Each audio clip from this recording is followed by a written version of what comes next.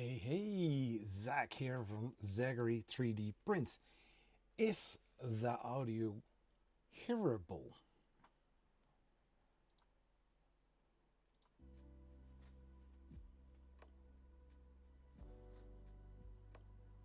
Can't hear you. Are we doing the thing again?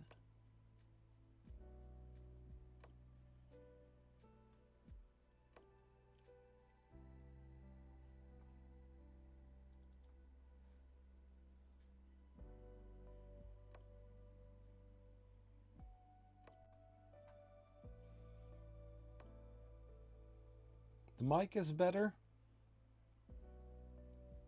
Audio is a bit low. Yeah, well, I've got this one. Crank it up a little bit. Is this better?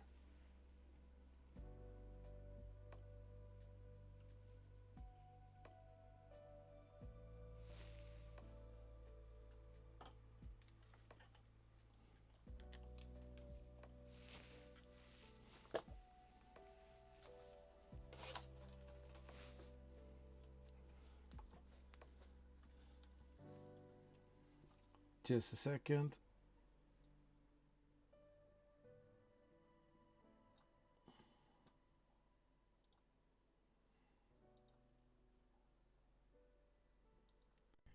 So, can you hear me now?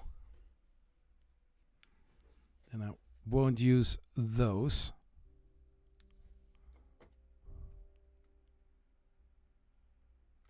So, only charging then. Hey, this is Zach here from Zachary 3D Prints on the Friday evening. Half hour later, but that's okay. I'm here. I see that Science Sniper Tech is here. Welcome. Tunkai, hey, how are you doing, sir? I also see a person that I saw last weekend. Raj, how are you doing, sir? He's amazing. He's very much fun. He was all days there. He was staying also on in the same hotel, the Maldron Hotel.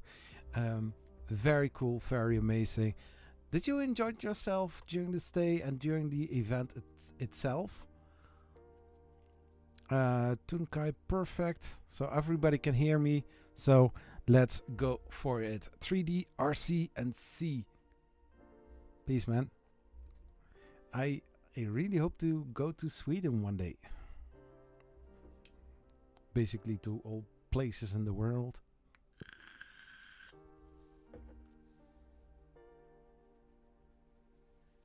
So I've got my can of Monster. You know the drill. It's basically or the pink Monster or a beer. I was looking for Stella. Raj knows exactly which kind of beer it is. It's very nice, very pleasant. You can drink it without feeling any guilt before and after. Yeah, it's a fun beer. You can drink 2.5 liters and don't feel anything. Not tipsy, not drunk, not puking or anything disgusting. No, everything nice. And the beer tastes great. Yes, I had a good time. Thanks for hanging out with me. Yeah, sure. I mean, those events are amazing to hang out with the people you know from online. Next month, I will.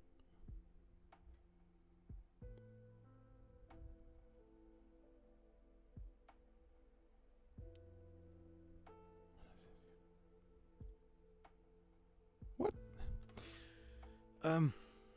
Hanging out with people that you know online, it's a lot of fun to see them in person.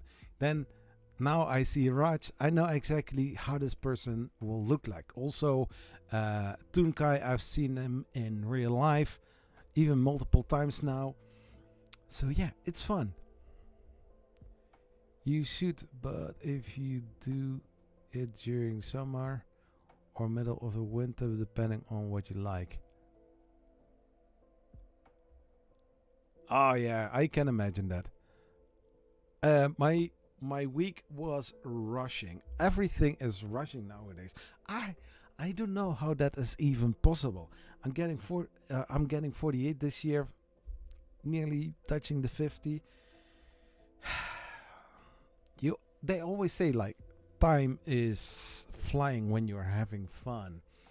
I do have fun, ups and downs in life. We'll get there. Yeah, further, I went to the office. I'm planning to go to the office every day from Monday till Friday. So that means that this side of the desk is also going to be used for other stuff.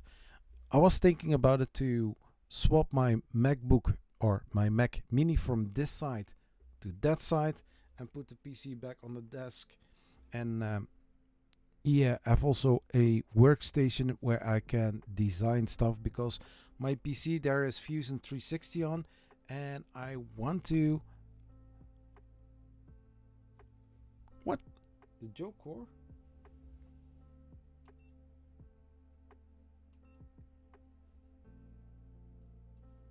Yeah, so this Prusa Core 1 is called Joe Core. Not Joker, but oh my gosh, that's so bad. Oh my gosh, I am such a terrible person.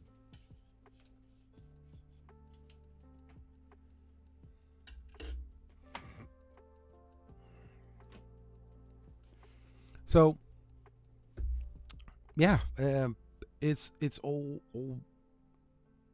busy. Yeah, fun. We can hang out soon again. Maybe grab a drink somewhere in your hometown. We can.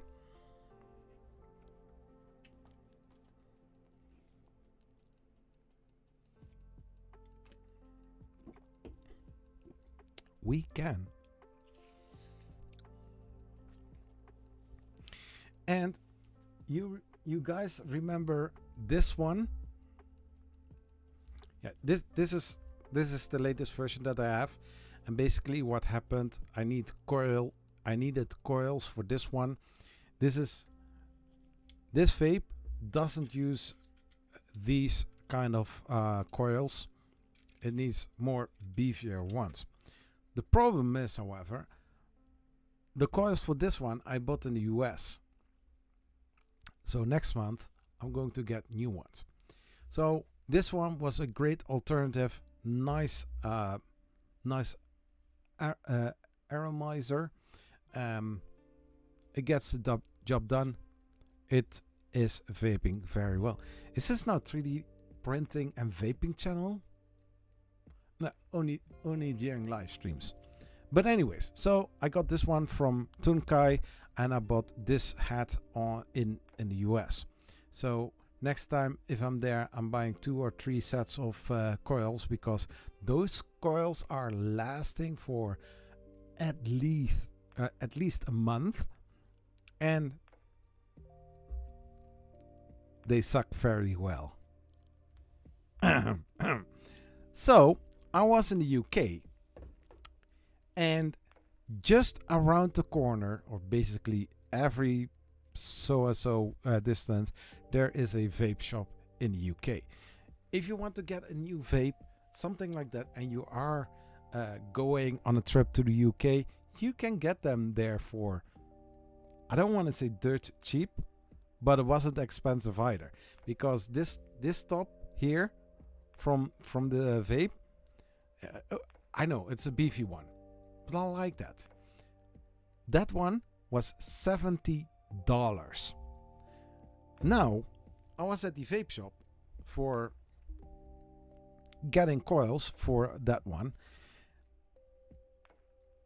but I was looking in the on the displays, and I saw another one, because this vape, it's damaged.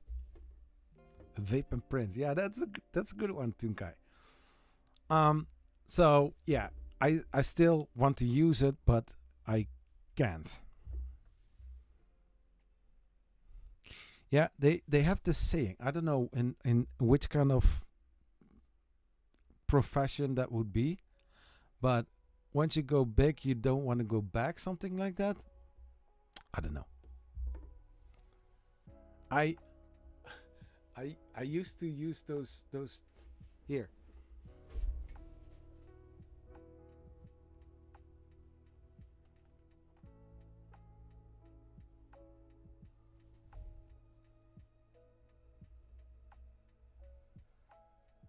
Whoa. Okay.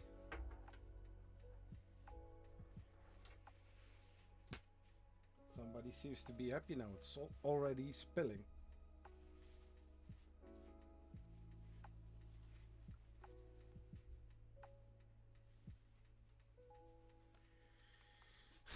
Somebody so glad to see me. It's already leaking. Oh my gosh. So I started with disposable vapes, right? Maybe you saw it, maybe you didn't. But anyways, so I started with the just fog, just fog, you know, and that those ones. See how tiny? Well, they're supposed to be also a, you know, a base, but I cannot find it so quickly. So that those I used. If you saw my channel, you know exactly where I'm talking about. And then I don't know at what point, but then I switched over to this one. Very nice one. I bought it for not that expensive, but this was one of my favorites. Although it was also leaking a lot. Well, this one was my second. Is there still... Oh, there's still battery in. I need to charge that one as well. Anyways, so I was like, Tunkai, he saw me suffering, I guess. And he had something like, hey, I quit with vapes, so I have something cool for you. And then I got this one. And that one was lacking the top because of hygienic reasons, or maybe lost it, I don't know. I bought the aromizer I bought in the US, and I was so happy with it. So then I upgraded to this one. Well, upgraded or basically downgraded, because this one is beefy. Even Joseph Prusa, he saw me one time vaping outside. I think it was last 3D Printopia. He said like, Zach, what are you vaping? And I was like, yeah, this is just a vape, you know?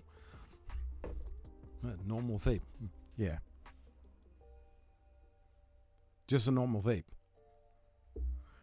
It's a monster. Anyways, so I bought this one because the shop that I usually buy my e-liquids from, he hadn't coils for this one. So I bought this. Now, 2026, I upgraded to this one.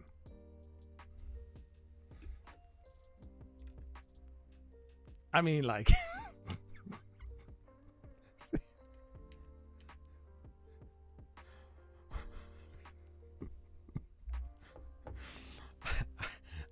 I made a joke in England. Next time I will be...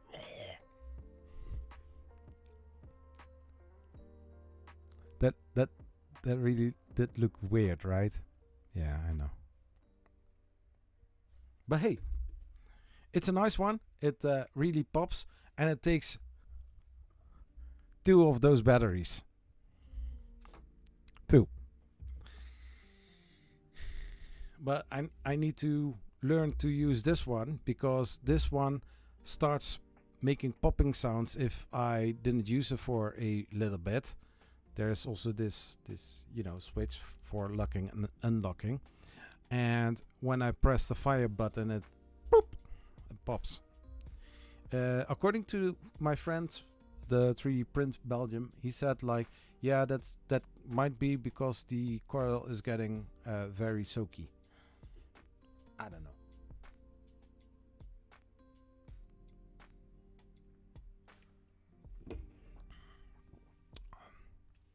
Tunka says vape and print. Yeah, basically vape and print. I need to put this one on the side, or else I start trying to suck out of that one, and that doesn't work.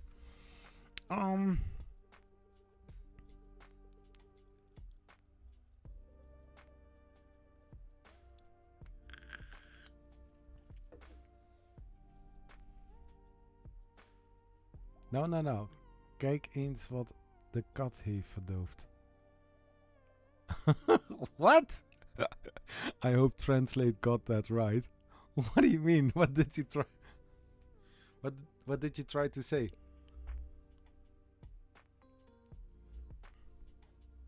But layer times layer. Good to see you, man. I'm so looking forward to see you at Remurf. I hope you will be there, because I have a very sad announcement. I won't be making it into 3D Printopia. Not because of the cost, but due to business reasons. Because we want to start renovating our house. Our company is going to do some major system changes, and that would be basically in the time that I can go to 3D Printopia. I really want to go.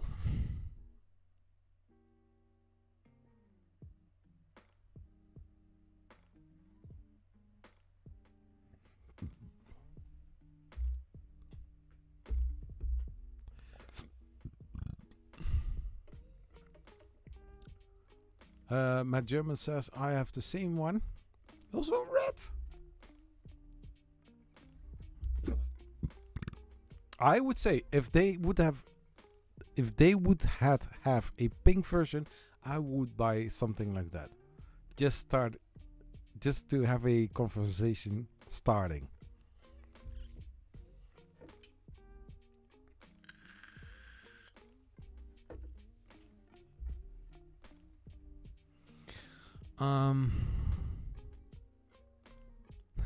Dude, what is that? Honkers. Well, it's just a honker. That's right. Not honkers. But it's a big one. I can't even close my hands. So big is it. That's what she said. It's so big.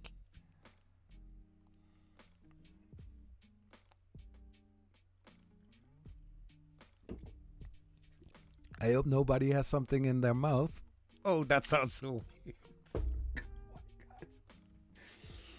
Anyways, that's what he said. But this could also be a brown one. Sucking on the brown one.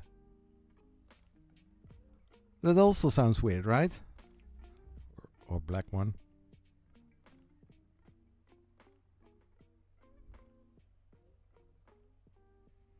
Then I won't call it BBC, but we'll call it BBV. Big Black Vape. Oh. Kids, please close your ears, because it's definitely 100% overage.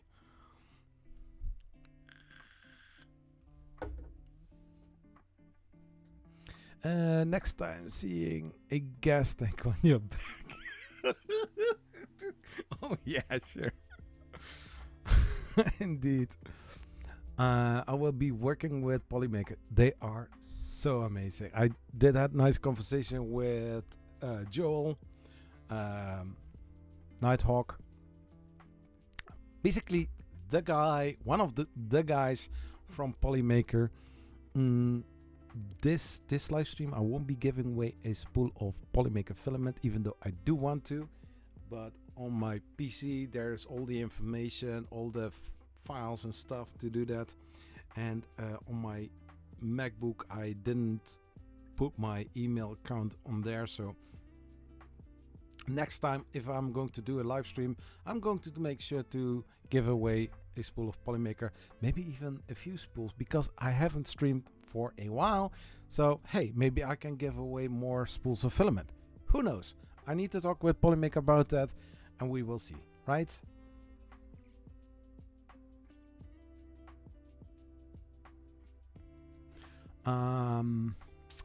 Well, look at what the cat dragged in. What? What's that?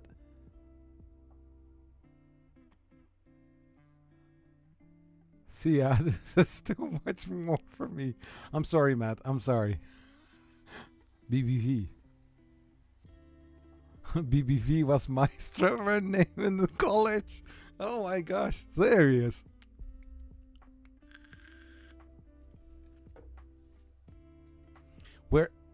Were those girls into it?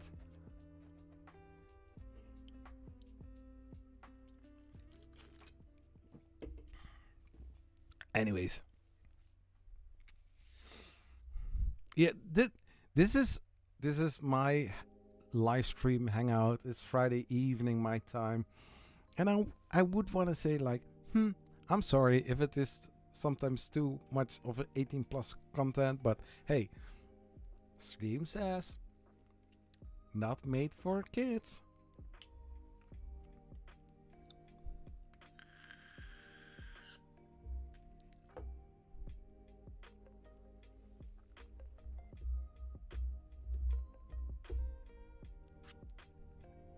Oh yeah, yeah. I mean, you could also be a stripper for guys. There's nothing wrong with that. I don't know. Maybe they want to compare, you know? Anyways, did anybody print something something nice? I printed something big. And I have printed for my work some bag holders for under the desk.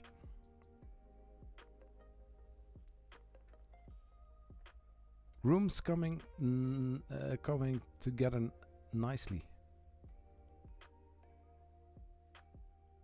Yeah, it's very nice, but it is a temporary place.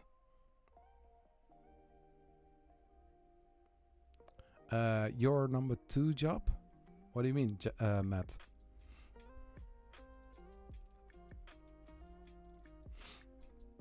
Yeah, the thing is, you know, I had the studio that was 2 meters by 3 meters. And so basically, in math, that would be 6 square meters, right? I had there printers stacked on shelves. Here, I have the same thing, but I cannot place as much as printers as I want to. Now, the thing is, printer number 41 is standing downstairs. All the other 40 are for 29 pieces. They are standing here in the room, and the other 11 are on the other side.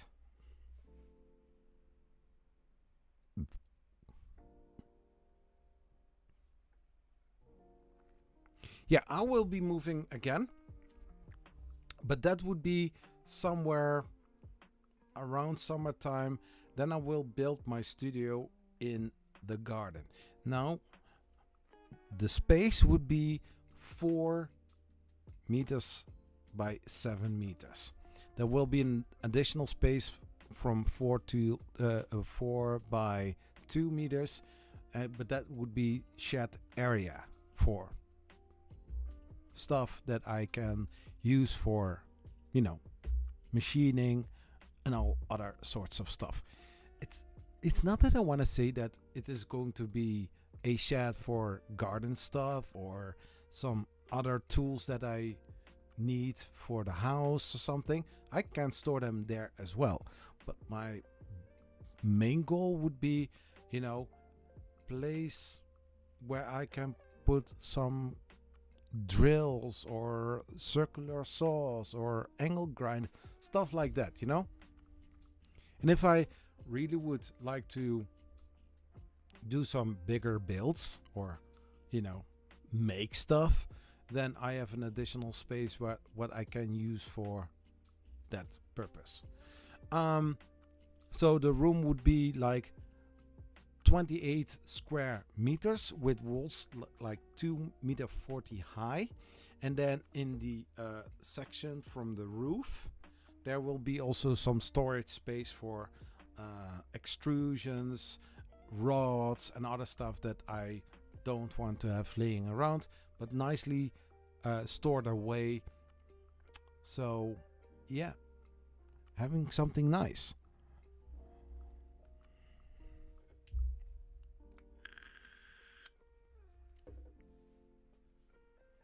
So it will be my studio. It will be a place where I put a lot of shelves in a way that I can do print farming as well. And so basically inside of the shed you have two spaces.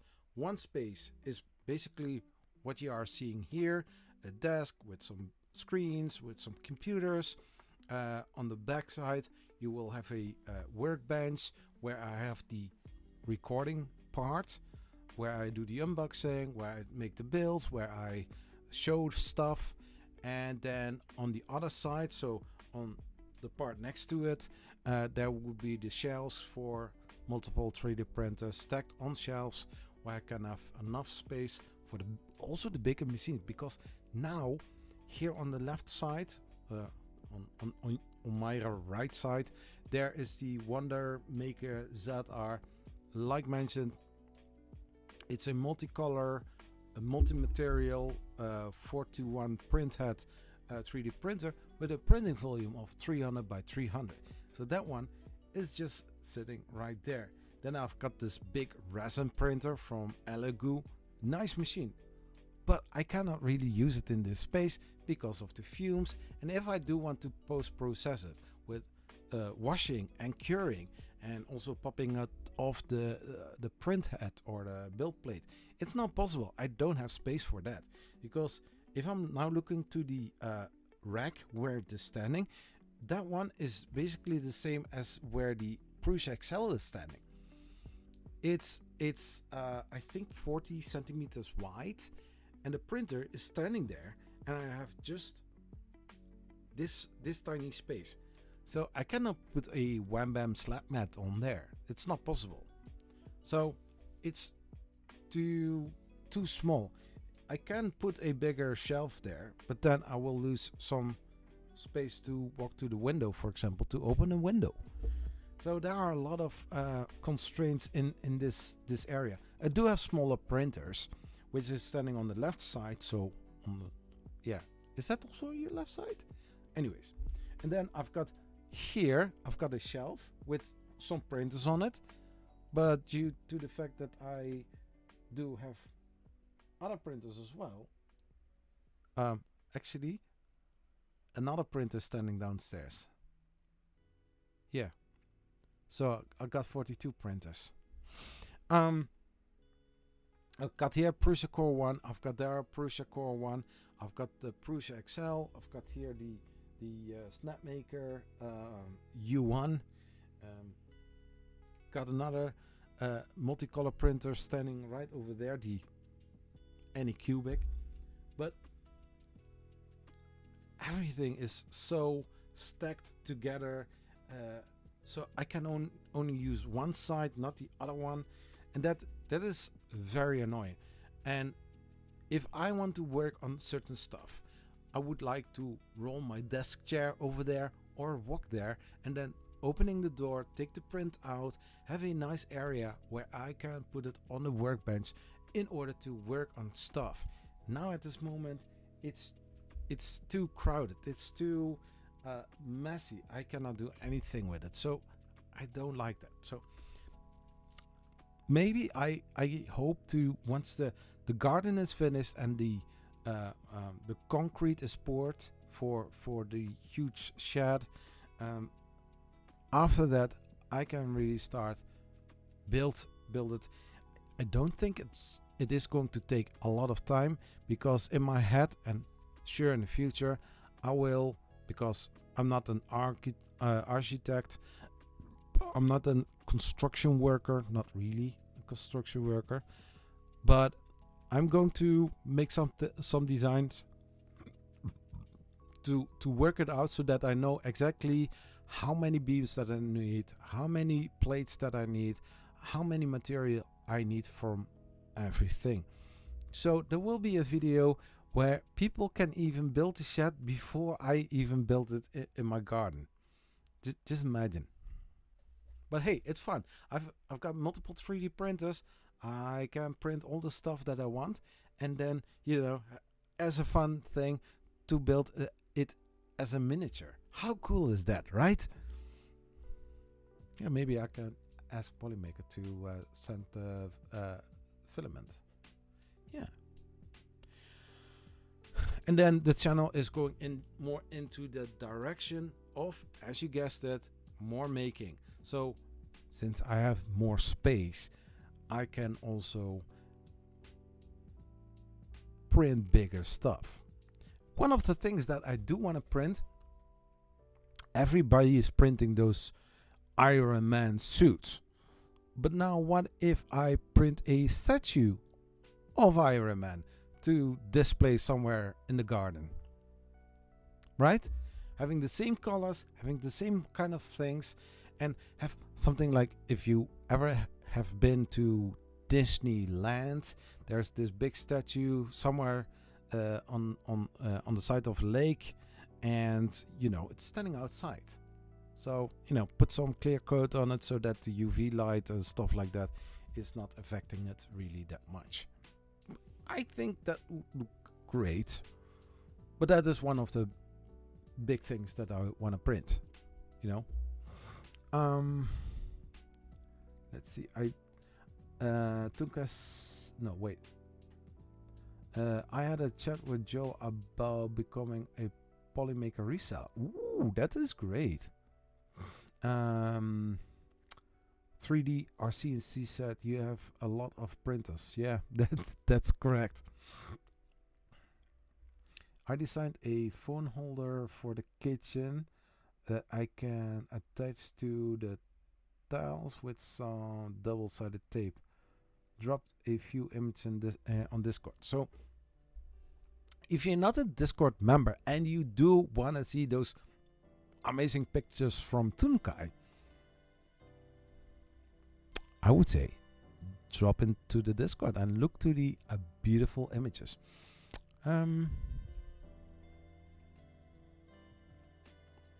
Nonstick says Mega Iron Man. Yeah, something like that. Like a real size Iron Man, but then 125% or 150%.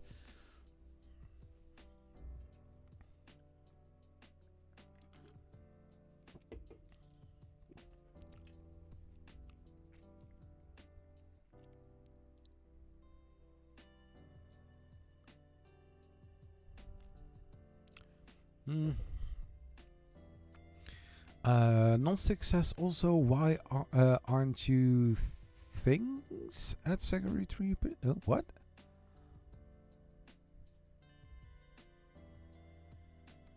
Well, sorry, I can't actually tag people, and yet I see at Zachary 3D Prints. I would look.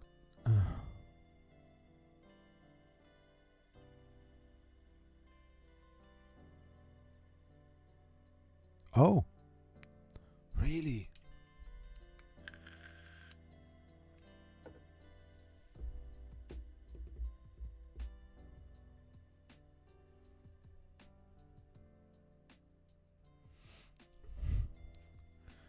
Doing dishes and cleaning the kitchen. Oh, why are you an architect and a builder and such? Yeah, that's a good question. Why am I not?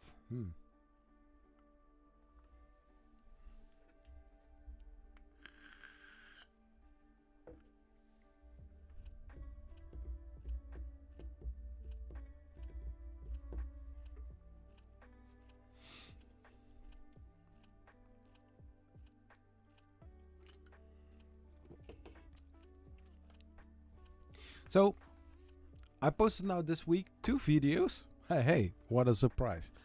And yeah, I'm really happy about it. There is from the Smurf trip. There are 2 more interviews coming. One I'm very stoked about. I hope that energy also is visible during the video for next Friday.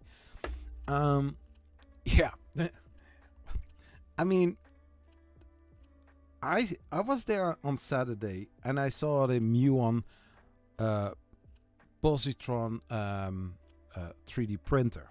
Let's call it positron.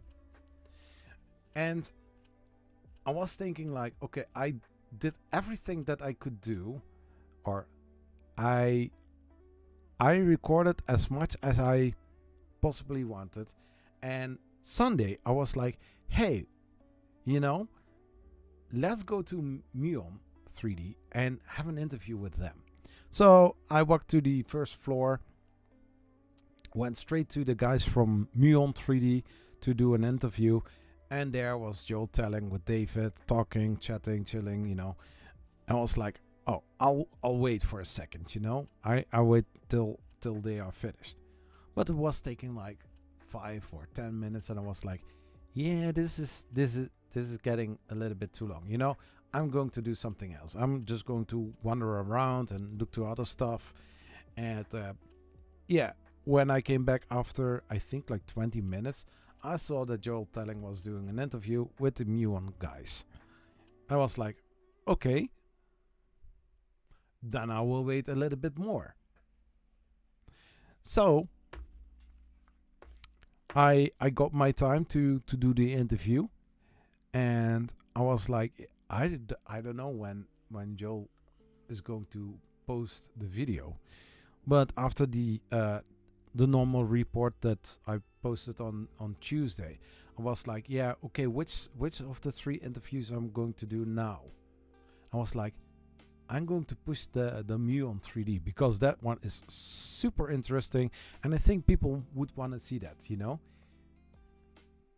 I edited the video yesterday and I posted it, and people who are YouTube channel members or Patreon supporters have early access. So if you are supporting the channel, your names being in the video, you are going to see them as one of the first. So if you don't support the channel yet and you want to do something like that, for $2 or more, you can have them all. And yeah, today I was at work, and at 2:30 I got a notification from YouTube, from the 3D printing nerd. He posted the Muon 3D printer, and I was like, nice, perfect timing, all together now. I was like, no. But anyways, I think it's a great addition. His video is like 10 and a half minutes. Mine is just like 6.5 minutes. I got some video out, and I hope it is doing as great as the full report of the Smurf event. And let's see how it goes. And in the meantime, I need to get back into the video recording, editing, stuff like that, and pushing them out. And let's get back where I was with 3D printing on YouTube, right? I mean, if you are looking to a Mac Mini and you are looking to this 3D printer, if there would be the Apple logo on it, you would believe that is an Apple product. So cool, so simple, and so it's I mean, if you are into the 3D printing and you like to build and collect those printers, I think the Positron is an ideal printer to do that.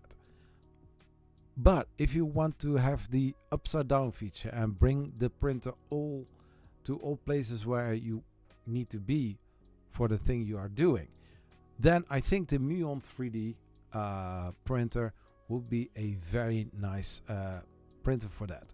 It's foldable. You can bring it wherever you want, even on places where there are no power inlets or outlets. You can use the battery. I know that the battery is like 500 pounds or maybe $600. I don't know what the conversion is.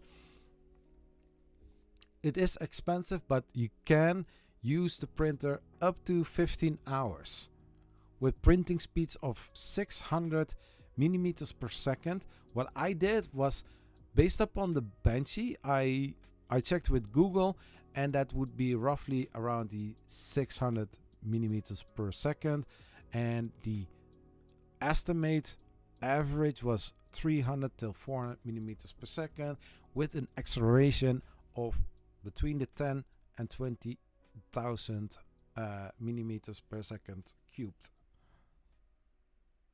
squared.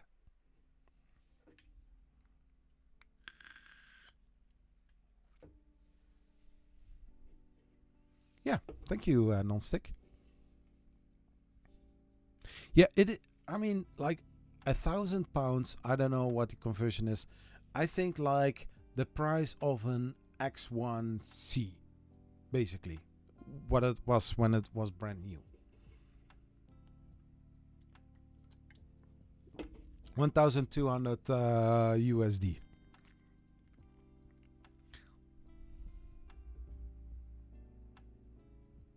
It's like insanely expensive just for a battery. I think an e-bike battery was about that much. But it gets me to places. Yeah, indeed. During the editing of that video from Muon 3D, I had this receiver for my Rode wireless microphone. I had it hanging on the side of my phone to record my audio. But when I was listening to the interview during the recording, his microphone was doing well, but mine wasn't. So yesterday evening, I was going to the site of Coolblue, and I found another transmitter. So the new version was like 86 euros, but there was also a second-hand option, and the one was 58 euros. So now I got 2 wireless microphones and 1 receiver. So for the next trip, so Smurf, I will having the option to actually make some nicer interviews. So yeah, I'm getting much more prepared. I do want to bring my nice Sony camera with me, but then I'm not really sure, because it's a whole lot more weight, and in the end I'm using my phones anyways. TGL, what the how is your positron? Well, my positron is doing well. It's chilling, but no, it's not working. I asked Nomad about the thing, and he said, yeah, I don't know what Justin did. So the printer is going to Remerve 2026 if I didn't do something already with it.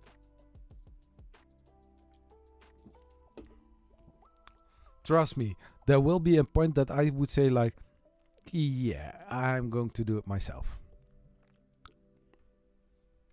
And hey, I can always ask Justin.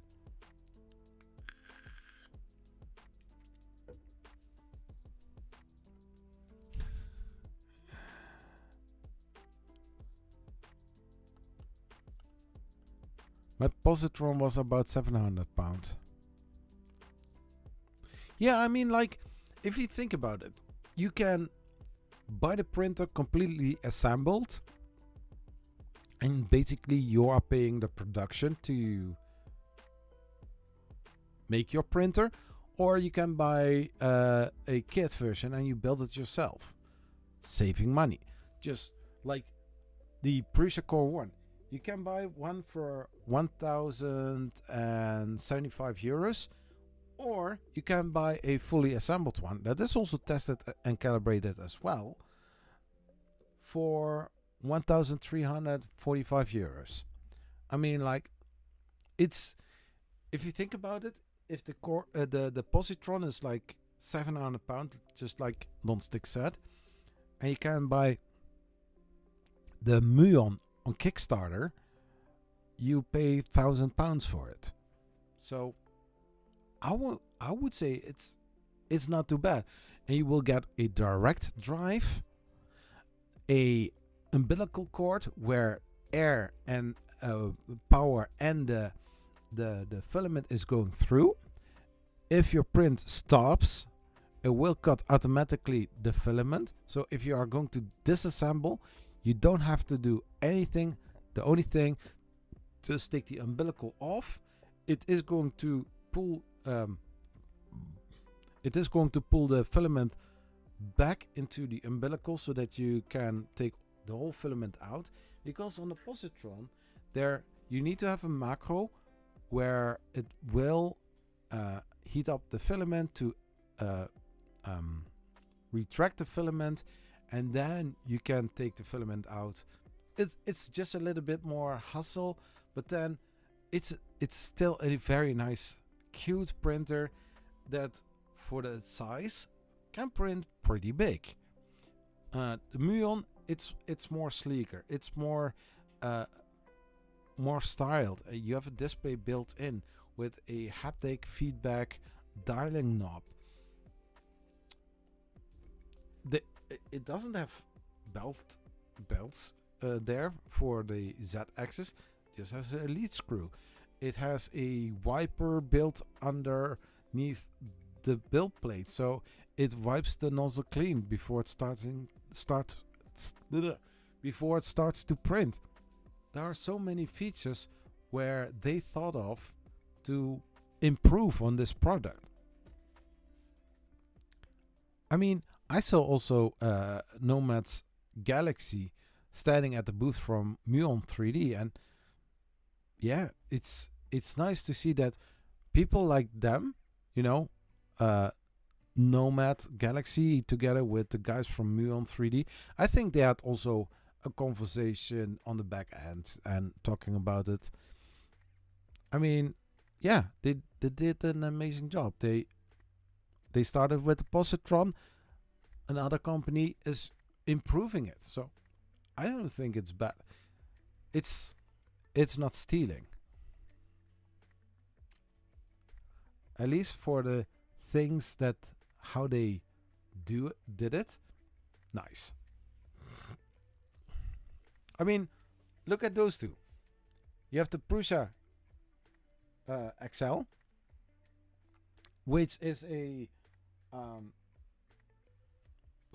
multi, or it's a tool changer, and then you have the Snapmaker J1 or the Snapmaker U1 with only 4 tools, but 850 USD instead of nearly 4,000 euros. But then the bed size is smaller. You have one heated bed versus segmented heated bed, stuff like that. So yeah,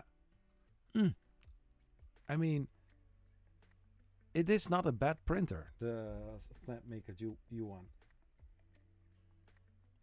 It's a nice printer.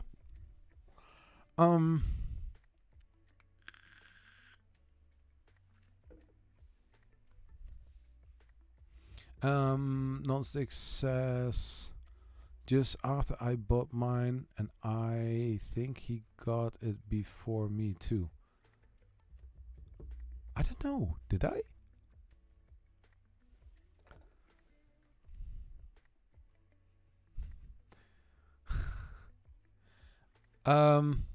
Wait, I missed something.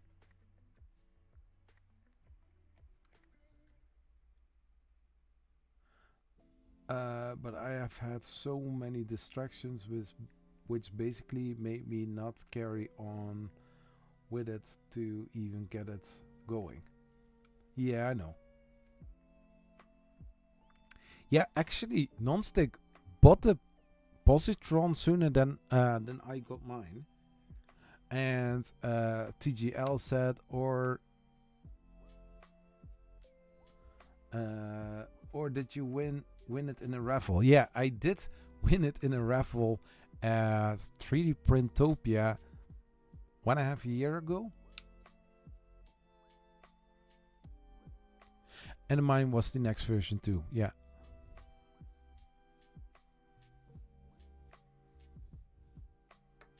Yeah, that's correct, Nonstick. The wiper and cutter is great, and the direct drive.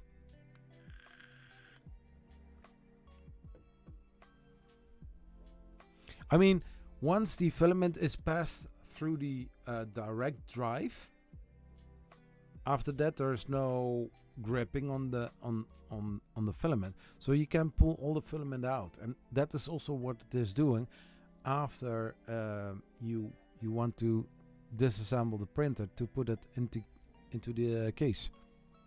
But still, I've got the Pelican case for the positron, and that one weighs, I think, somewhere between the 5 and the 6, maybe 7 kilograms, and the Muon in the carry case, it's not the Pelican case, it's not that, but it's a small laptop kind of carrying bag, and that one it felt like 4 kilograms.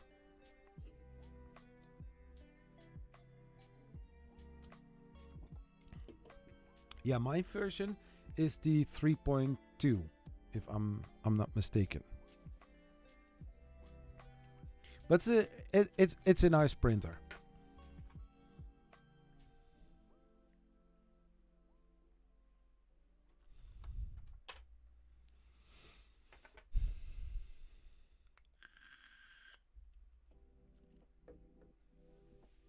Currently 7 people watching.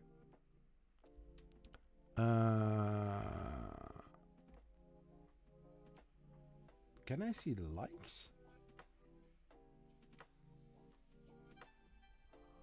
If you didn't hit the like button, please hit the like button. That would be great. Not sure about the glass bed in the soft bag. Yeah. I mean, it's a, what was it called? I believe it was a brocellate plate with a PEI coating on it.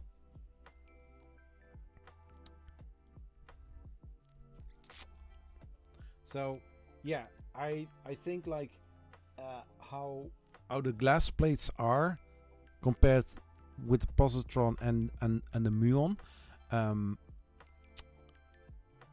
The glass bed from the positron is bare glass with this coating on it, so that if current runs through it, that the bed is heating up. Now the Muon has something very similar, but I actually didn't see the coating layer, but it's still see-through. You can still see the first layers being printed. It was amazing to see, and also the speed, how fast it was going, unbelievable. Yeah, exactly, Nonstick. Reminds me of a hard shell case for the Nintendo DS and the Nintendo Switch as well.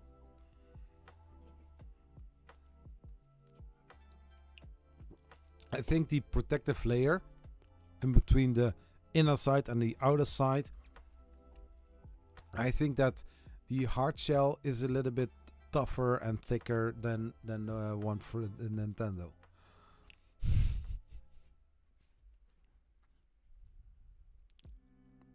Oh, now 7 likes. Yeah, that's nice. Thank you, guys. If you are not subscribed, please subscribe to the channel. I want to reach 100,000 subscribers by the end of this year. But that's the goal. I mean, every single subscriber is one closer to the goal, right?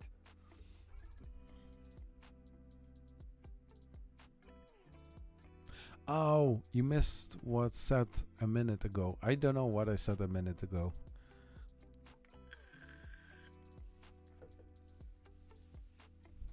Yeah, I was talking about the glass plates.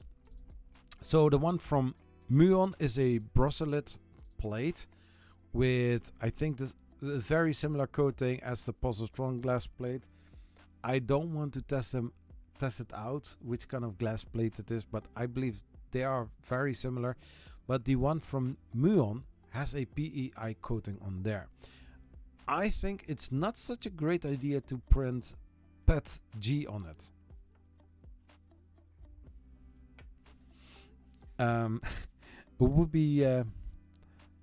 It would be shattering if you are printing PETG on it and it sticks. Like the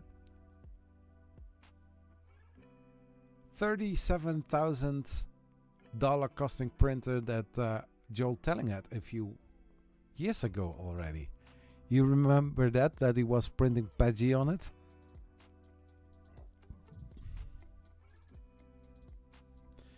Minute ago is a long time. Yeah, I'm sorry. Let's poop 100k. Yeah. Yeah, I also had some conversations with people, and basically what I have heard that nowadays YouTube seems to be a bit harder than before, and I don't disagree with that. I mean, like nowadays content creators that just start on YouTube, they push out content that is so good and so wild. It's unbelievable.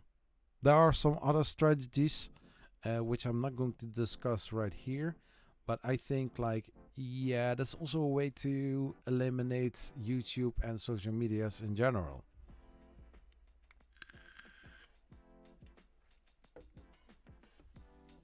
Exactly, non-stick. Yeah, PETG isn't good for glass, but also not for the PEI coating. I mean, yeah, most bats, also the one here on the Prusicor one, it has a PI coating on it, and I can print PETG on it, but it eventually it will damage the coating. But hey, why do we have replacement parts, right? I don't know all the details. I'm just a user, and I'm just sharing my experience. If there are some other opinions or some other insights in this, please let me know in the chat, so we can talk about it. There are some other cool things that I also brought with me. The famous bag. Some people like, some people don't. Yeah. So a little fun fact: everybody gets a badge. Mine says content creator. Yeah. For some reason, there's a way to get more notified or more acknowledgement. But then, hey, I'm okay with it. Let's see. So last year, I also had a content creator badge.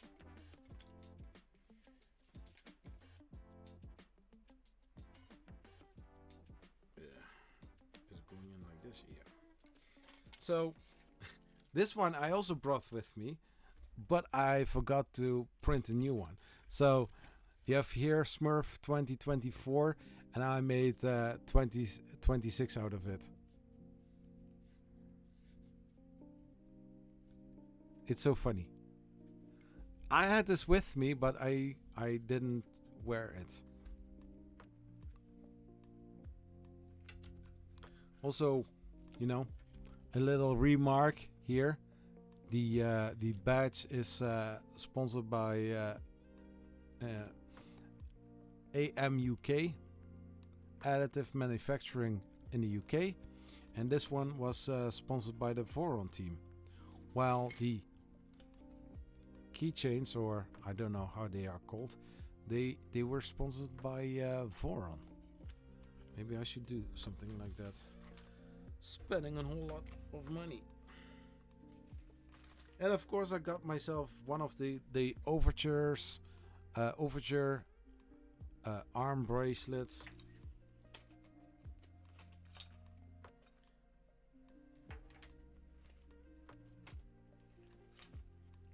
Yeah, there's not much in here. I've got a tool changer pen from Bondtech, manually changing the colors. Very cool.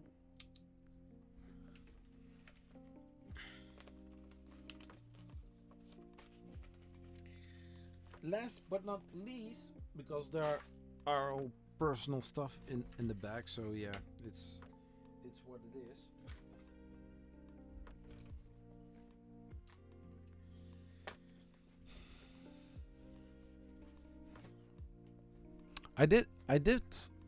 I was thinking about it to do an interview with this guy, but then I don't want to repeat interviews with the same people every single time. So, but definitely worth watching on Cults 3D, I believe. Is Fulf, a UK designer. And he was giving away these kind of conductors for his new series that has to do with trams. He has made a tram that is working with a motor from Lego, and it fits right in there. He also asked permission to Lego if it was okay to use the motor design in order to let it work with his model. And they were totally fine with it, no trademark issues, nothing, because hey, if people are buying those Lego motors, it's a business opportunity, right? It's not copying, it's just using it. But this is looking so beautiful. He was printing them, I believe, per 8 on the Snapmaker U1.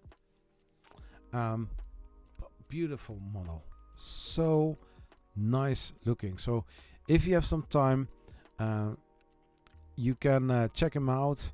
He has also Patreon and a other membership program, but you can get those models and print them yourself. It's this designer from also the Haunted Mansion and Christmas Toy Factory and some other cool models, which can work together with the tram set that he just released.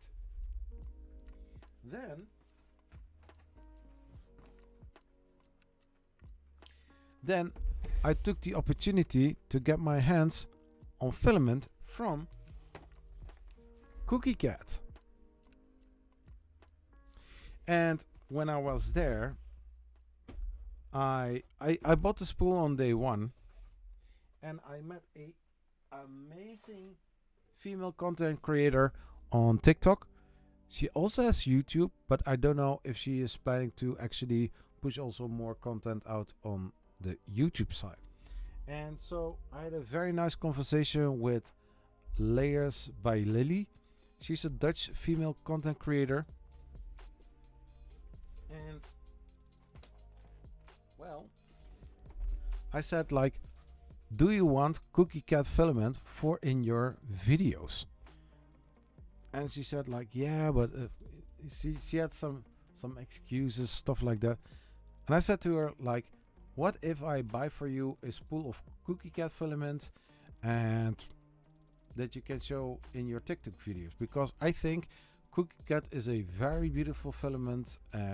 They have beautiful colors, and I think it fits your channel very well on TikTok. So I said, what would you like? Because I bought ABS. Yeah.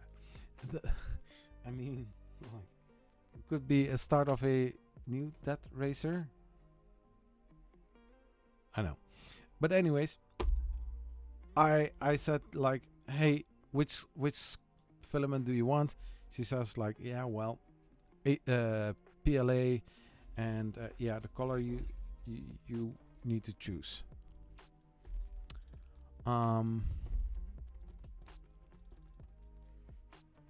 I print pad G on a PI smooth sheet, but I demafix as a release agent. Yeah, that's a very good way to go.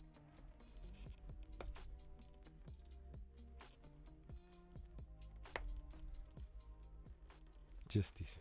So I bought for her this filament. I said like afterwards I'm going to to send you a direct message, and then you need to give me the address details so I can ship this to you as soon as possible. There's a moderator in between. That's fine. But this would be the filament that is going to be sent to her. A nice dual color rainbow-ish silk filament, green, purple. I think that this would look amazing. I mean, why not? Helping content creators out. Yeah, the one that I have is a purple. No, which is blue. Which isn't blue, really. It's more like blue, purplish color. Very pretty. I think it is is is going to look amazing. Yeah. So I have the possibility to print ABS, and she can use the PLA.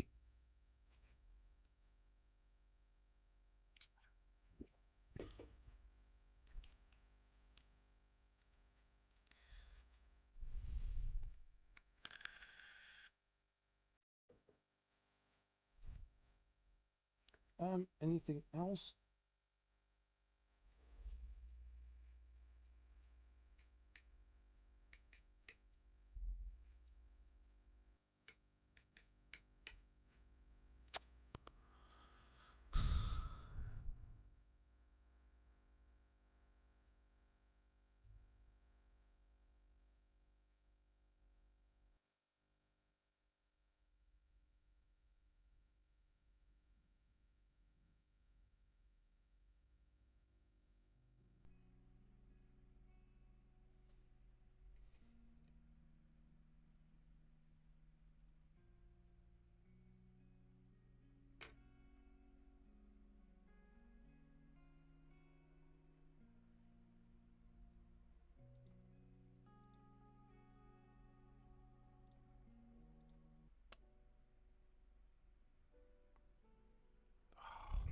My gosh.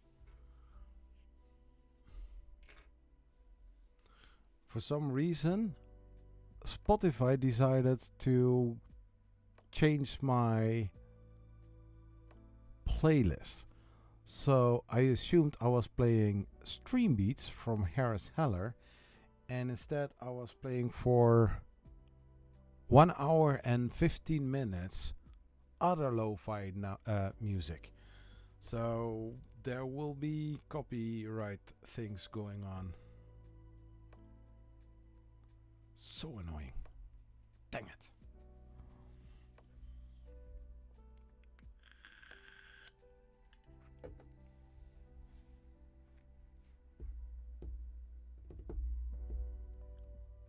Now, when I was at here, I was looking to the right hand side, and I was like, shoot, this is not Streambeats.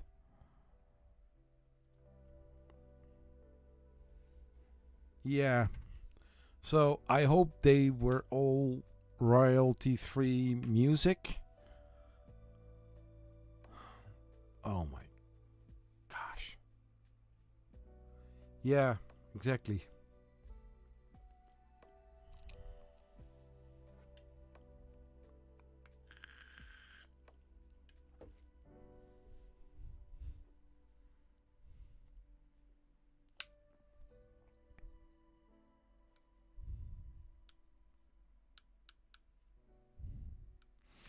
Anyways, that's what happens or can happen. We'll see.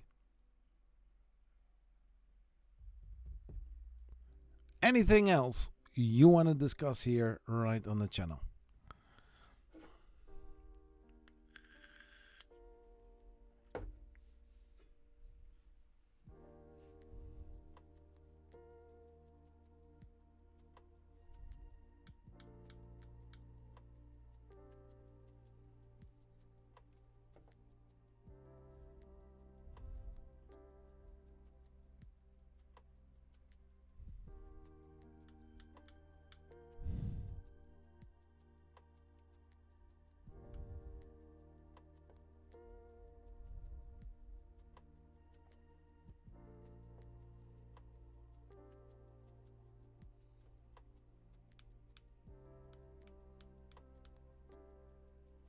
Yeah, I'm thinking.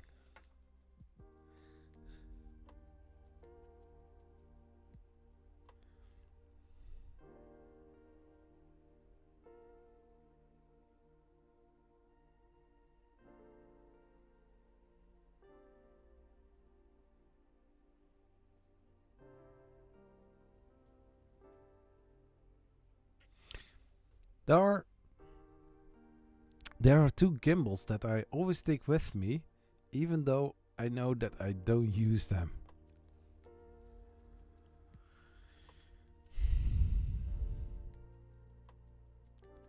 Did you bring the Death Racer to Smurf? No, I didn't. Because even though I had the possibility to have also luggage that I could go put into the hole, I didn't want to have anything breaking.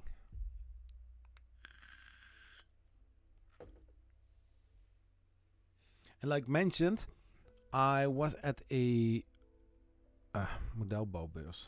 How is it called? Miniature fair for RC, train models, big scale, small scale. You know, I found those rods where they were like a meter long and were 2 millimeters thick.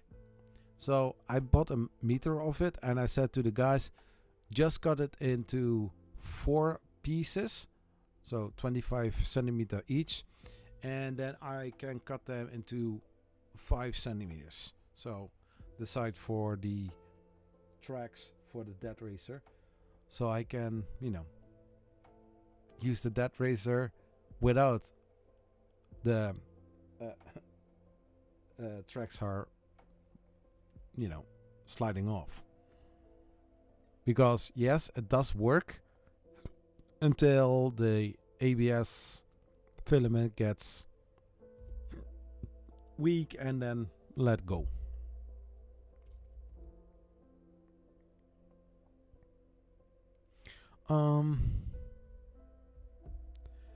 Let's see. TGL asks, I didn't see many people using them. They're on the vid I found. You mean the Death Racers? Yeah, there were both days there were Death Racers during lunch.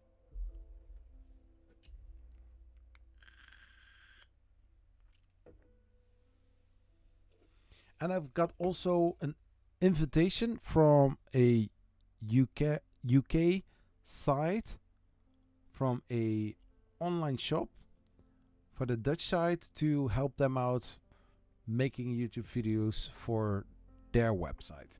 So I need to see if I can get in contact with them, or they reach out to me. Basically, they want something, they reach out to me, and see where I can help them, and have some benefits as well.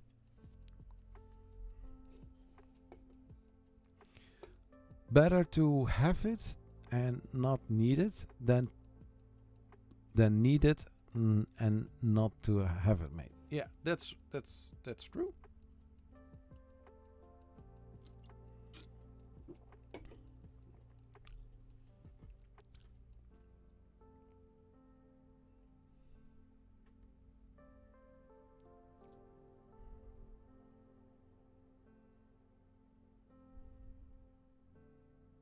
Hey, 3D Jerry, how are you doing?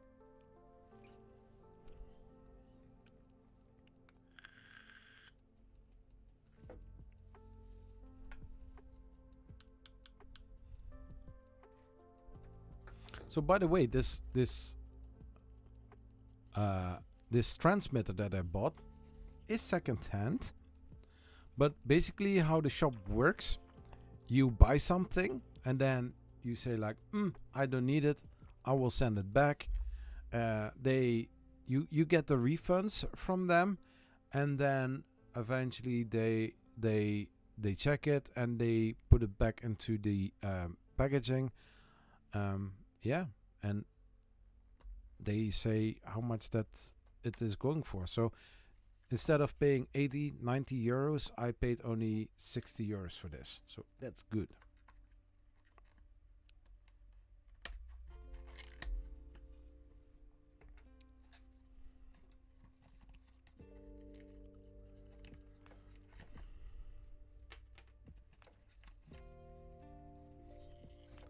So what I'm going to do with this, there is still even the sticker on it.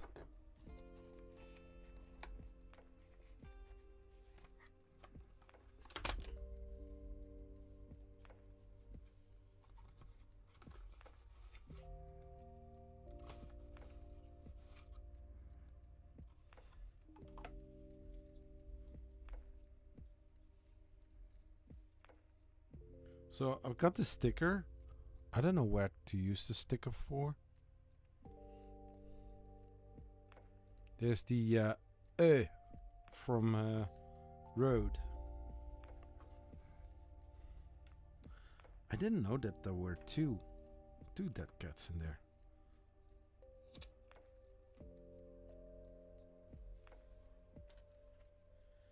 Yeah, so the charging wire. So the only thing I need to do is connect this one to connect with the receiver, and then yeah,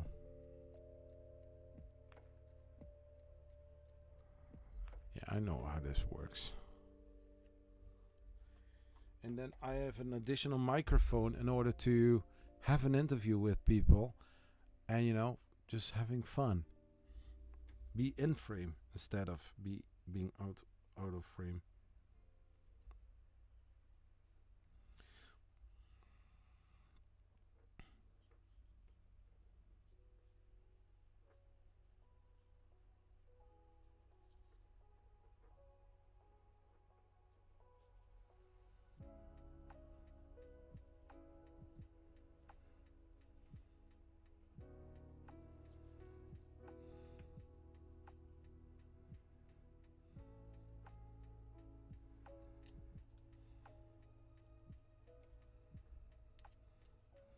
I'm trying to get the dead cat onto the microphone. Yeah. Oh, fluff. It didn't grab.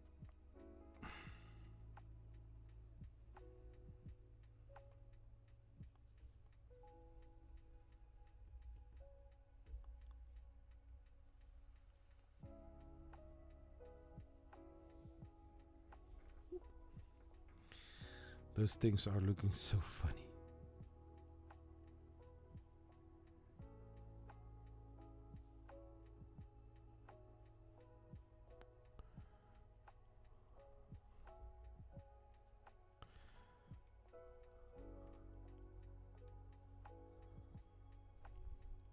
Yeah, those windbreakers to get better audio are called dead cats. They don't even look like a cat, but hey, it's fine, I guess.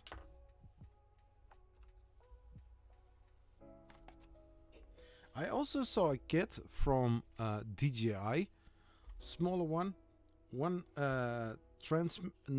receiver and 2 transmitters, and also a charging station. Was looking nice. Maybe I'm going for also a kit like that, making sure to have enough possibilities, because it helps a lot if the possibilities are endless, right? Yeah.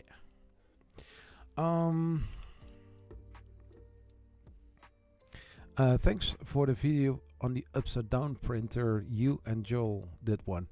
Yeah.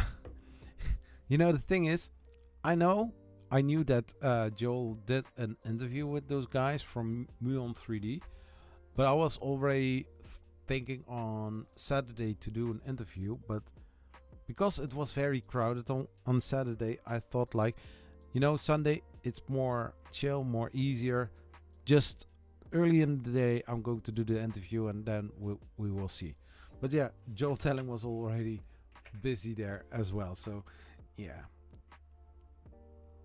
You can have an original idea, but just keep in mind that there are also other people having similar ideas as well. But hey, I was editing the video yesterday. I found out that the second microphone that I was using, or basically the receiver side, wasn't working well. Therefore, I bought now a second one. Yeah, today when I was at work, my video was ready to go at 3 p.m. my time in the afternoon. Then I think 30 minutes before I got the notification that the video from Joel Telling, the 3D printing nerd, about the Muon 3D upside down printer was live. I was like, shoot, are we thinking the same thing? Wow. But I think his interview is more professional, more into the insides of the machine. I think it's a very well video. Oh, I didn't see it, but most of the 3D printing channels I do follow, but I don't watch all the content, not to get ideas and, you know, go over them and do something similar. Maybe I could, but then I don't want to do that.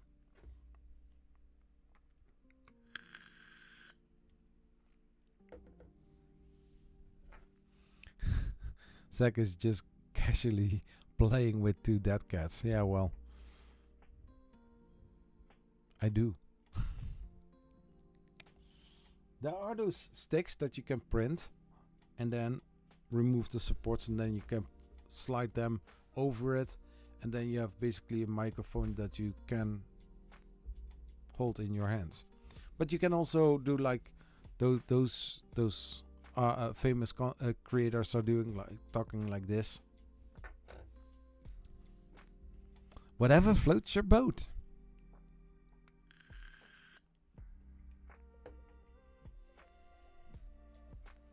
I know, right? That's what I heard. Yeah.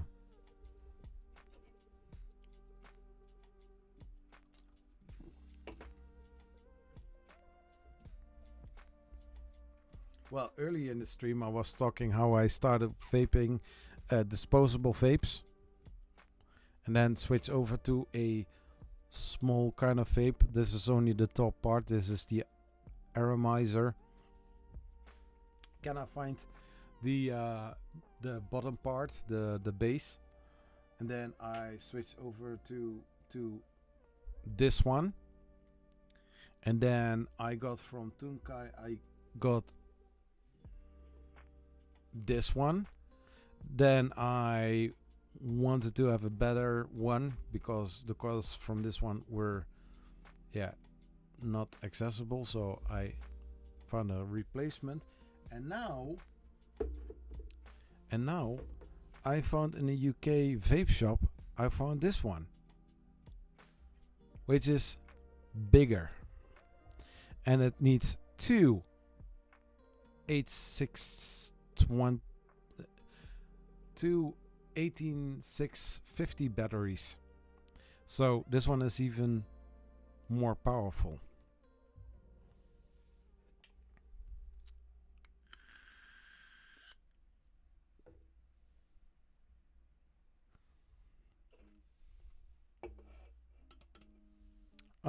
Yeah.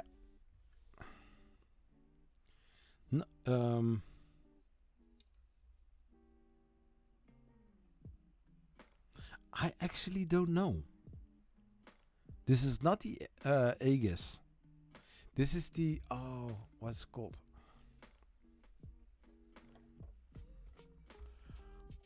I'm just going to look it up.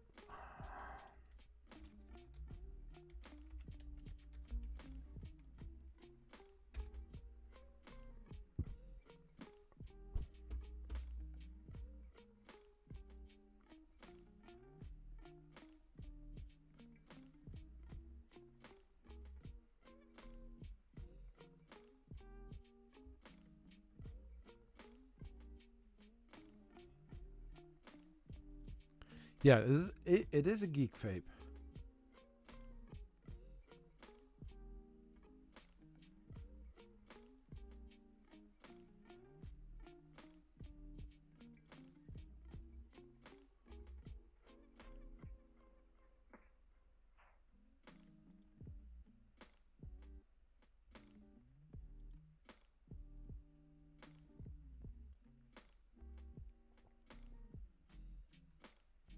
Yeah, the L200 Classic.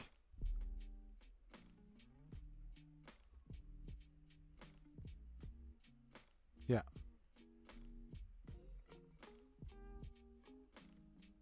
And this one was 30 pounds.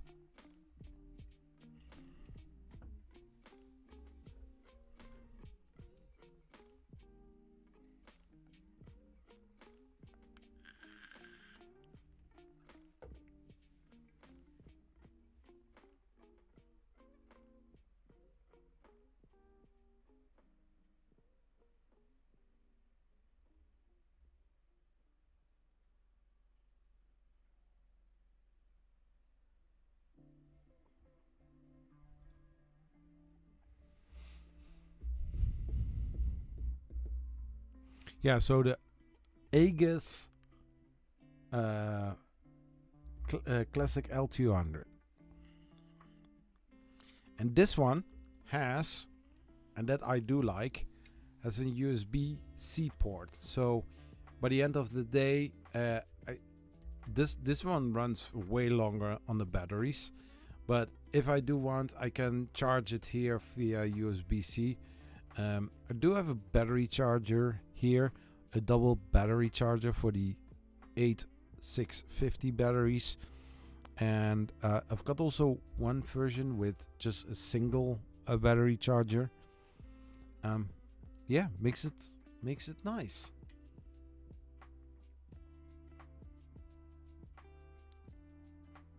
No, and it came also together with the Zeus hat. I almost want to say print hat. Wild.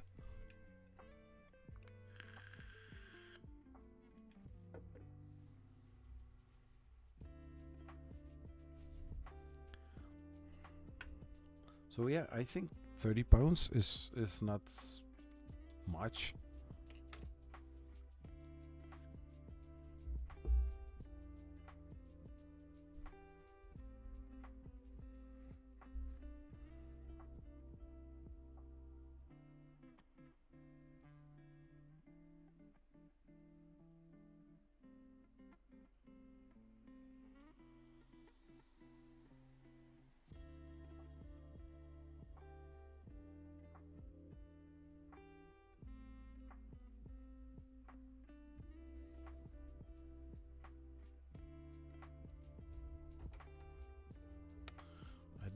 check something out because I saw a charge from the credit card, which was kind of a lot, and I was like, "Hey, what?"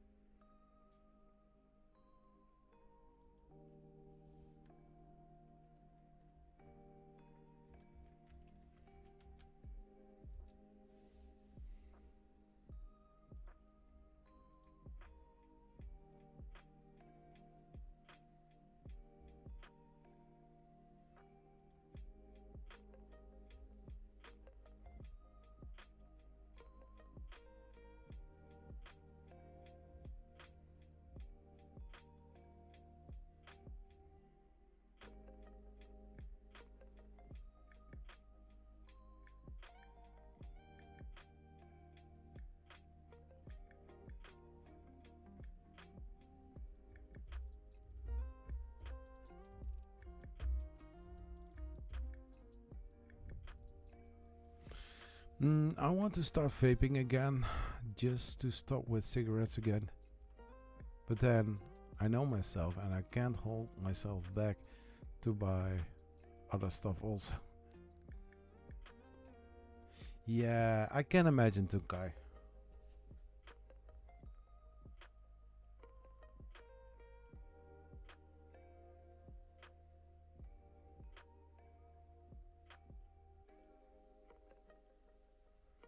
Oh wait, I'm going to tell you what the vape did cost me in euros.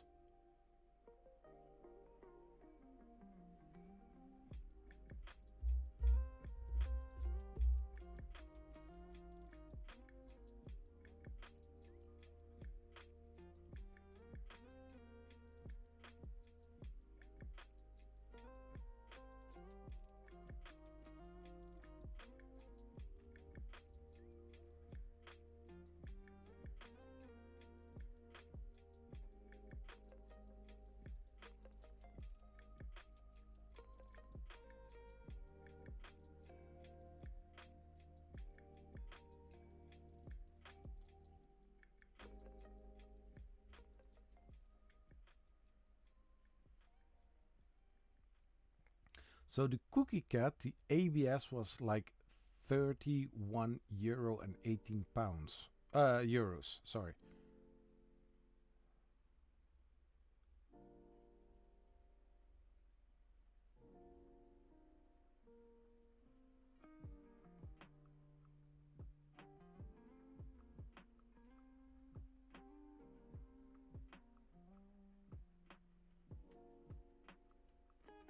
Yeah, so if I see that correctly,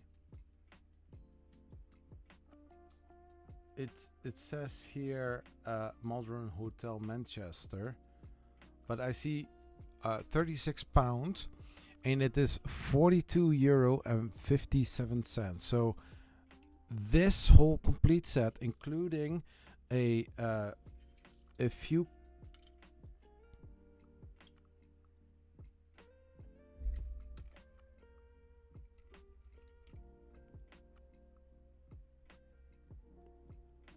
No, I didn't buy a disposable vape.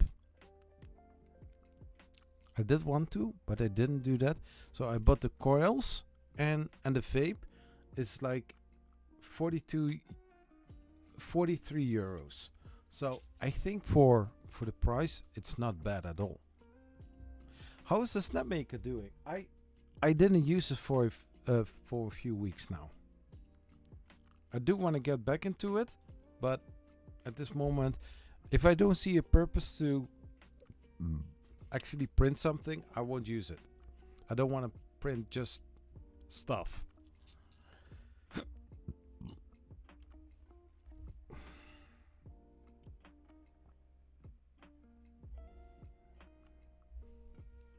But so far, I printed two models out.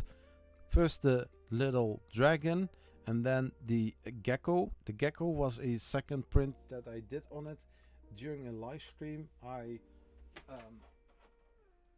basically painted the red parts because they were not there on the model.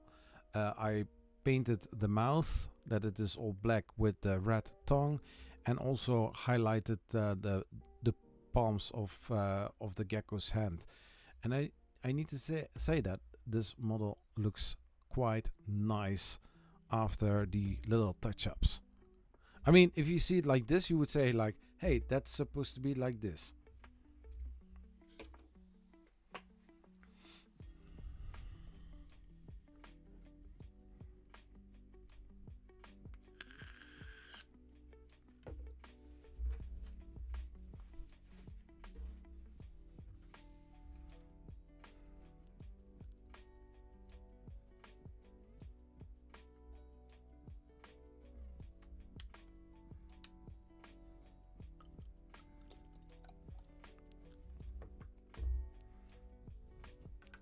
Let's load up the batteries from this one and just use it.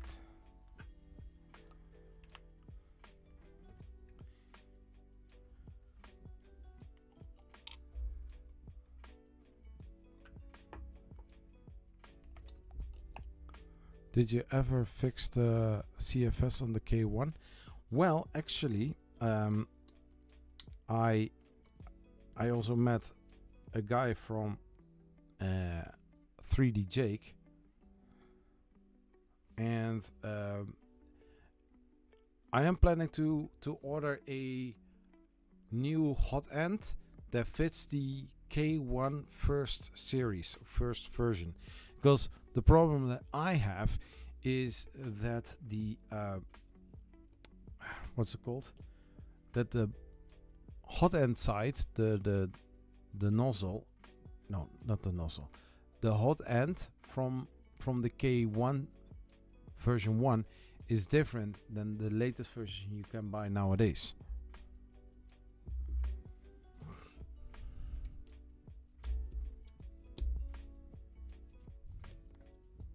Which is, and I spoke with the guy, he indeed said like, yeah, we know this problem with Creality all the time, because then they push a product out and then there are issues, and then people are having this printer and new version comes out, and then suddenly instead of one hot end that fits them both, now you have 6-7 different kind of hot ends, and then you buy it and you don't know it, and then suddenly you have a hot end that doesn't fit the printer.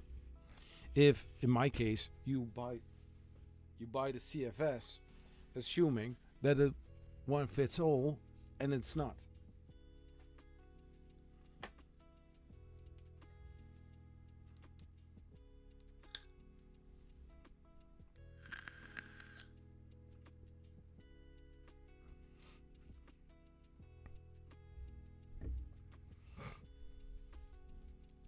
So, yes, I bought a new K1 CFS upgrade kit with a hot end that doesn't fit this printer.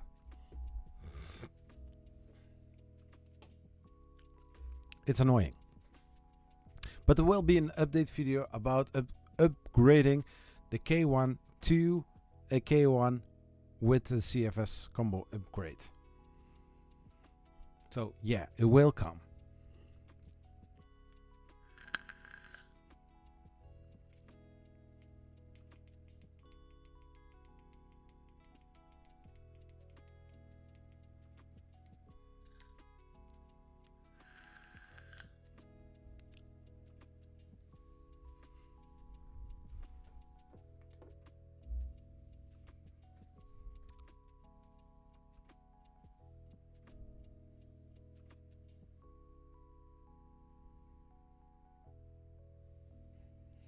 Yeah, so the studio, it's a kind of mess, so I need to clean it out soon. I hope to have time for it. I need to do some cleaning up, get rid of plastic and paper, and hoovering the floor because it is filthy.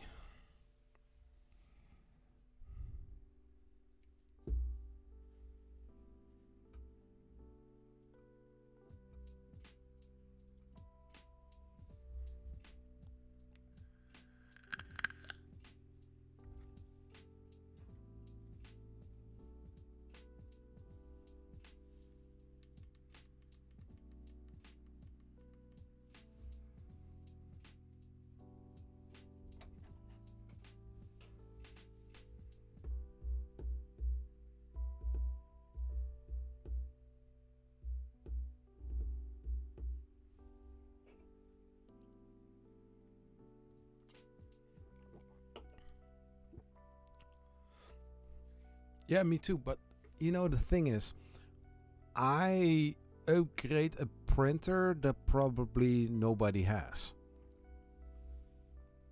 But filling in the small space that maybe people having the same printer.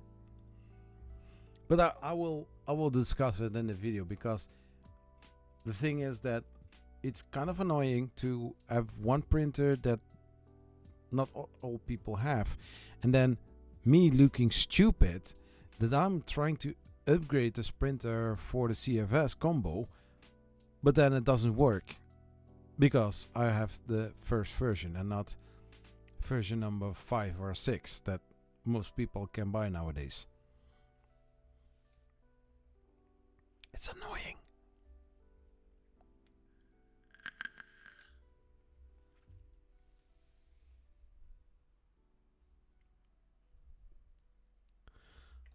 You have the original K1, so meaning the first version before the extruder issue, because basically that's one of the major upgrades or the major version changes.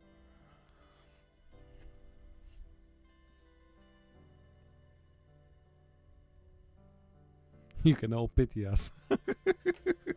Yeah, basically. I mean, in the end, TGL, what the fuck? We all get there, right?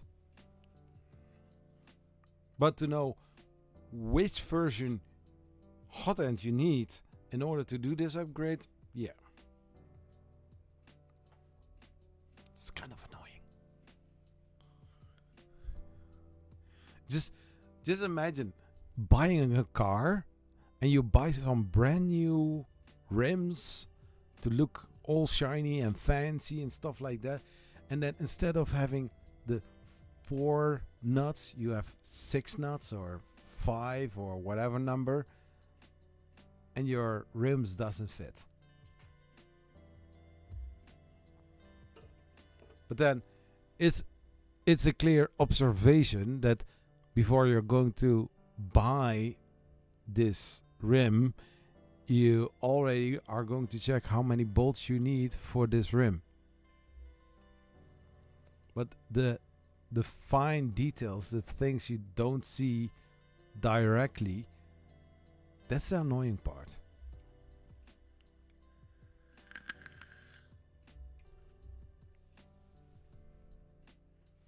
Yes, but I replaced the extruder and added a diamond back to it. Ooh. Oh, Diamondback, please send me some hot ends or nozzles. They have sweet stuff. Yeah, I think it's at Form Next. I was talking with the guys from Z3D when they brought out the new high temp hot end. I asked what does one cost? And they say like, oh, 120 euros. And I was like, shoot. I was like, a little bit too much.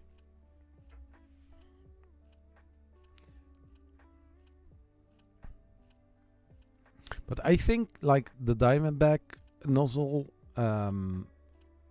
is one of the perfect hot end or nozzle upgrades you can do. I mean, that little nozzle is indestructible.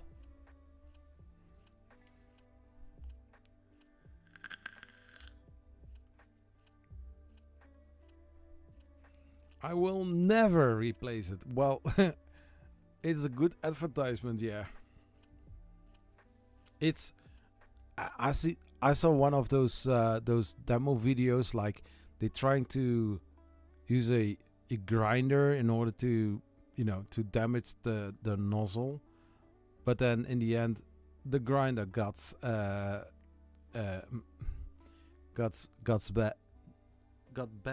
No, that's not the right word. Then the grinder gets all up I don't know. You know exactly what I mean, I guess.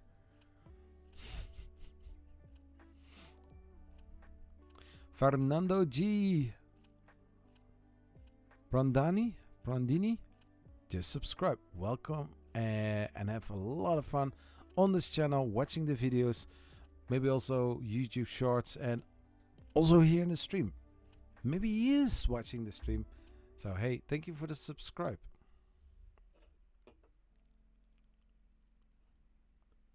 Yeah, never get ruined. Yeah, that's basically the word I was looking for.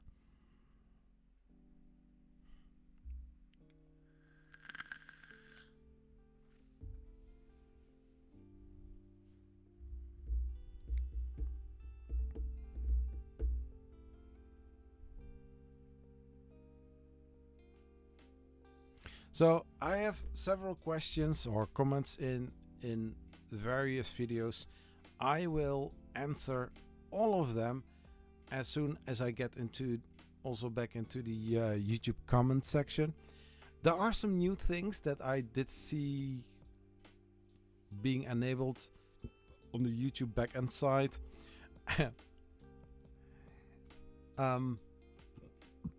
One of the funny things is that what was it? Yeah, so I have a subscription for a year on vidIQ Boost. The funny thing is, once the video is uploaded, you can choose a title that fits way better, having the right keywords and stuff like that, in order to have the perfect SEO for the YouTube video. That is more clickable, more appealing, stuff like that, more engaging. One of the other features nowadays is an AI generated thumbnail. I have used that for the report video of the whole event of Smurf, and I saw it and it was like, this looks great, let's use that one. Now, yesterday during the upload session, I saw a few suggested thumbnails, also AI generated. those were looking funny. Those were so funny, and I was like, yeah, it's an upside down printer, but from various thumbnails that I have seen passing by, I was like, nope, those are not realistic enough to use as the thumbnail. But no matter how hard I tried, I said to the AI tool, use my face from various other thumbnails that I made myself and use that as an image face, pointing to the options you have. No, it didn't. It didn't want to do that.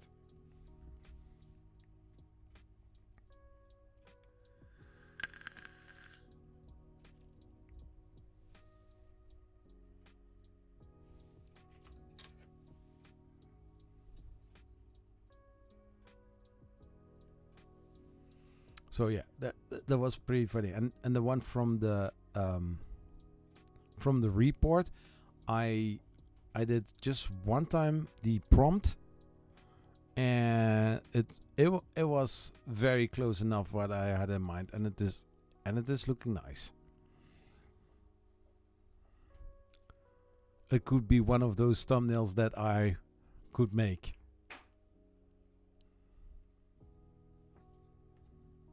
And also the vidIQ tool says how high of a score it would be. So yes, I'm using AI, but not to generate the videos, just only for the title, thumbnail, and all the analytics or the SEO stuff that I need to have in order to have a more clickable video.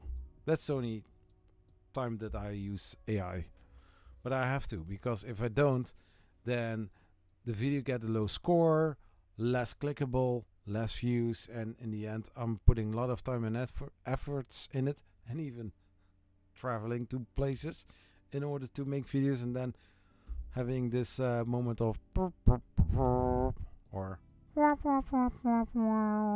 yeah, and we don't want to have that. I don't want to put a lot of time and energy in something that doesn't perform, and in the end nobody watches it, right? Because if I look now to the Muon 3D video, it has generated how many views? 155 views. And the report is 2.8 thousand.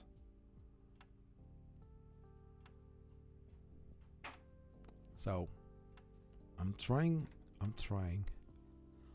Like for assets, it's great. Yeah. I mean, I don't want to count all the money, but going to Smurf, of course, I don't need to pay for the entrance, even though I know that the money would go for a good cause. But then the flight was like 400 euros. The hotel was 500, and the train ride back and forth would be around 65 euros, and then all the food and other expenses. So say like roughly like 1,000 euros that I put from my own money into that to make amazing videos for you guys. So yeah, I still need to count all the money that I would spend for this trip. So yeah, and then buying some additional stuff like filament and some other little knickknacks.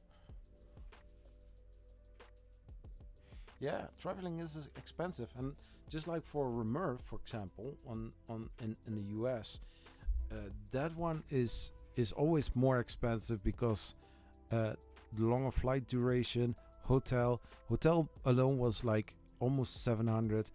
The money for the travel is like 750 euros. So we are only for the travel at 1,350 euros. Then I didn't go for a rental car yet, but that would be an additional 300 euros max. Not talking about fuel costs and food. I stay at an hotel, eating probably there. So every day, roughly like 20-30 euros, 5 days. So let's count 30 euros as 150 euros. So we're talking about an estimate of like 1,700 euros.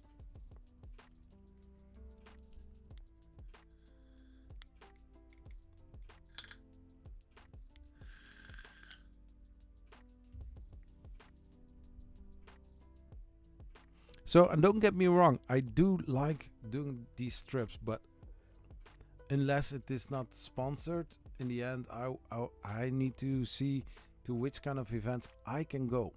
And then I'm not talking about sponsoring by the viewers or the subscribers or the people who watch the live streams. The thing is like sponsors from brands, because yeah, the bigger the channel is, the more likely companies are sponsoring. But then if you have a bigger channel, you have a larger income and stuff.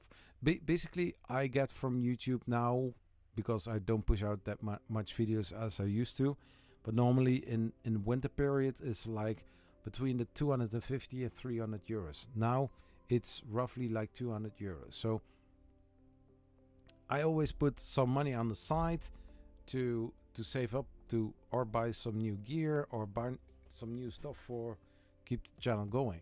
So yeah, like mentioned, I cannot go to 3D Printopia because of company that I work for. They are going to do a system transition, and the high tie is basically during September, October, November. So that probably would be that I don't go to 3D Printopia and Formnext. But I'll need to see. I need to see how much of the impact on my job that would be. But also, like, this is not going to be in Philadelphia. I already searched for the cost. Hotels are like 600-700 euros in downtown Philadelphia, and the flight, even though it's closer than Colorado, it's closer than Baltimore, Washington, Baltimore International, or Baltimore Washington Airport. That one was close to 600 euros for the flight. Now we are talking about 700-800 euros for the flight. Yeah, it's what it is.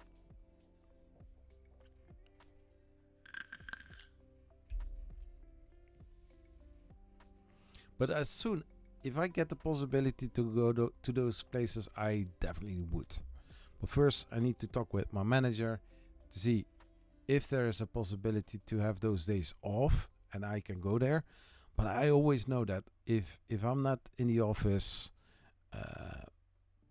our setting, our how's it called? Our workload is so precise on the amount of people that if I would stay a few days at home, they will see a notice. So yeah, traveling is expensive. Yeah, it is. Just got back from Egypt, and the same price as would cost me a few days here in the UK. Yeah. Matt German says I have the same problems. Gotta go, but was nice being here, mate. Good night, and I will see you some other time, somewhere during this coming week. Yeah. But seeing the time, it's now 12 o'clock. It's now 2 hours and 6 minutes into the stream. I started a little bit earlier. Yeah.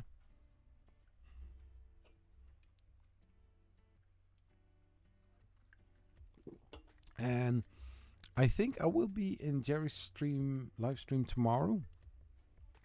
So we will see.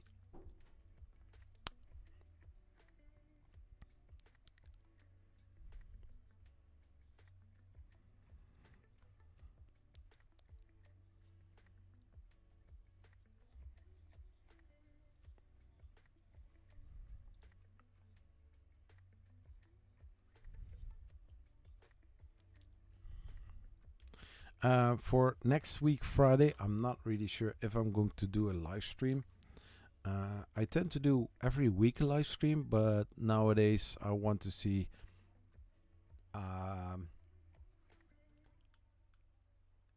much energy I have, because lately I do have some mood swings. I do have some other things going on, so maybe I will do a live stream next week.